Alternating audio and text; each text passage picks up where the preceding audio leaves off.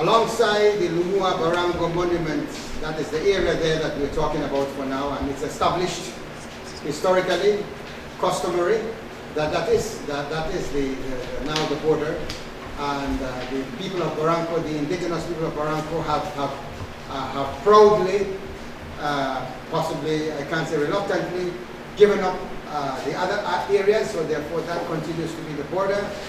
What we want from the government of Belize is possibly a final closure to this area.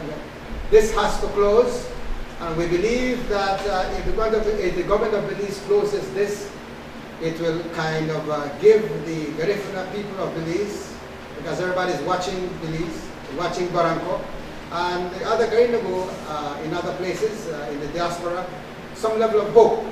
Mr. Shorty, I only wanted to ask you, since you are the founder of the Midway, no? Right.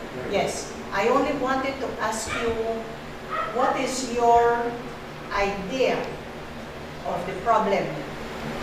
Midway wants to claim more than what Barranco did. Barranco did maybe 3,000 to 4,000 acres of land. They have a problem there with a few families that came from forest home. There's a 500-acre flat that was given to the Midway farmers for. Right?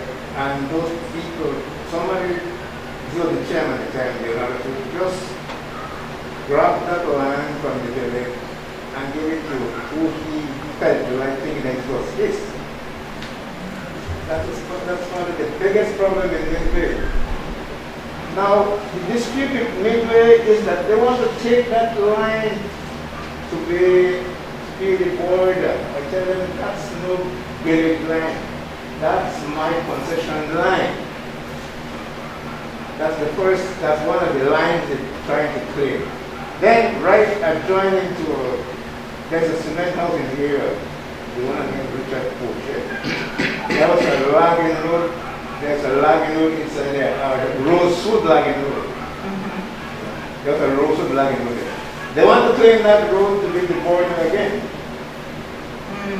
Now, I told them, you cannot come and give us border. You cannot come and give Barranco border. Barranco have to agree with either you or Barranco. We have to agree. Like Papi did in Conejo. When border was granted, when Conejo granted Midway border, Midway had wanted all the way to, there's a creek there, they call it Rikila. That's about 2 miles, 3 miles after the present Midway Conejo border. We also agreed, along with the Commissioner, that the end of Tushville would be the official border of Midway with Barranco.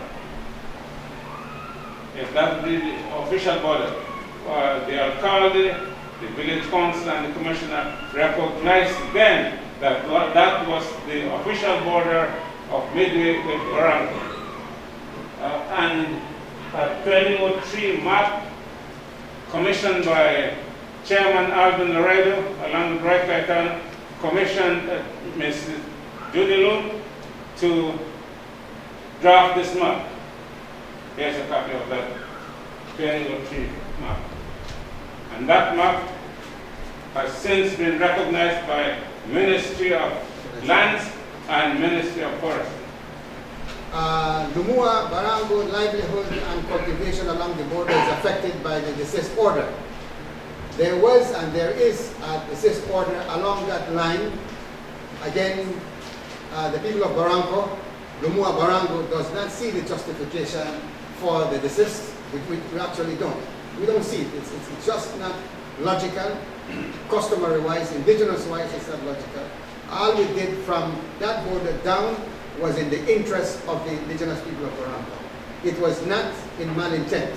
Never was, never is, never will be.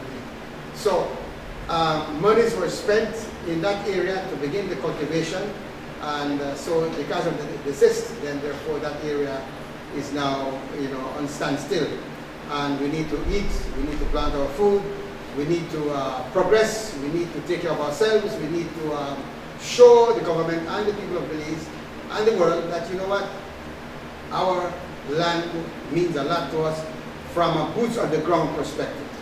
We have been getting some information of the alleged survey of border between Midway and Barranco by Satin. And I use the word alleged because it is in question. No? If that is happening, the action is seriously disrespectful and illegal. It could lead to possible litigations. We don't know. If there is anything that I can do to facilitate a process with the organization and the community, I avail myself. Satin, the idea of Satin originated in Barranco. And if I can be of help to mediate, to re-energize the spirit that led to the establishment of Satin, I'll be more than willing to help. Barranco happens to be one of the villages in the history of Belize who has had the alcalde system for a long time, longer time, Barranco village, no? And we believe that having an alcalde for Barranco will be an asset to Barranco. The issue of the border and assistance, possible assistance by Satin, this was based on a news item and in addition to people bringing forward information. It was also on Channel 7 where the comment was made that Midway and Conejo are actually working on their border. But by the fact that Midway and Conejo are working on a border, it affects Barranco. Right. So indirectly they are making decisions for us. And that shouldn't be. It should be all-inclusive because, like the Commissioner rightly pointed out, all 5 community 6 came right here in this building to form what is now Satin. I want to make public clear that under the Caribbean Court of Justice, there is a requirement to delimit community boundaries, to identify the boundary of each Maya community. And that is a self-driven process, so government is not involved in that. That is the Maya community among themselves. If they have dispute between themselves or among themselves, they try to settle that. And that was how we found the arrangement when this new government came into office. Many arrangements exist, some of which we're trying to revise, update, but it's a complex matter because there's a donor that is funding the delimitation that was supported by government. Not this government, but the last government, but it is the government of Belize. A part of that is the delimitation between a Maya village and another indigenous community. The organization that leads that process is the Uliancho Society, the MLA, and the TEA. I know Bennett has been meeting the Belize National Indigenous Council that is made up of TAA, Uliancho Society, NGC, I assume is the chair of that body. Perhaps they can influence the use of that project to support this process between Midway and Barranco. There is a provision for a Maya and non-Maya to negotiate their boundary. Not one to say this is where it is, this is where you should be. It's a negotiation if there is a dispute.